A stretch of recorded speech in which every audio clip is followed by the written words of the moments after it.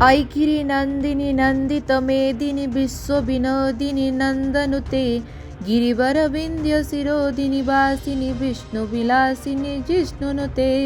प्रतिवर्ष आश्विन मास शुक्लपक्ष प्रतिपदा तिथिरु नवरात्र आरंभ होता है।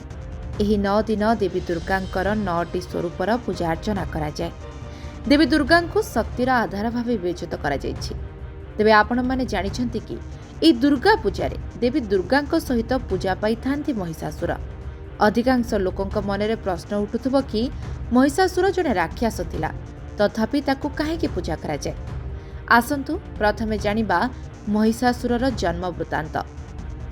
ओडियार महाकवि शूद्रमुनि सारला दास श्री चंडी पुराण अनुसार कपिल सिंह 14 वर्ष तपस्या करी ईश्वरं को संतुष्ट कले एवं तांकोठारु बर पाइले जे से स्त्री जिता हेबो। श्रृंगार रे कौनसी नारी तांकर समकक्ष हेबे नाही। कपिल सिंह स्त्री धर्मरेखा तांकर श्रृंगार को भय कले एवं एक महिषी रूप धरी सिंहल द्वीपरे लुचि रहिले। सेही समय जमंक वाहन महिष ताहांकु देखि आकर्षित हेले एवं बलपूर्वक ताहांकु रमण करिबा फलरे से देववाहन एवं असुरीर मिलनरु महाबली महातेजा महिषा जात हैला। तेणु तांक मध्यरे एपरि शक्ति थिला कि से इच्छा अनुजाई महिषी एवं मानव रूप धारण करि पारुथिले। से ब्रह्मदेवंक बड़ भक्त थिले। वर स्वरूप ब्रह्मदेवंकु संसार रे तांकु केही मारि परिबे नाही। केवल जणे स्त्रींक हातरु तांकर मृत्यु पई से कहिथिले। एही वरदान परे दिनकु दिन महिषासुर आतंक बढ़िबारे लागिला। मर्त्य एवं देवलोक त्राही त्राही डाकुथिले। महिषासुरर निधन पई माता भगवती जन्मग्रहण करिथिले। समस्त देवता तांकु निज शक्ति और अस्त्र शस्त्र प्रदान करिथिले। तांकर ही स्वरूप को महिषासुर मर्दिनी बोली कहा जाए।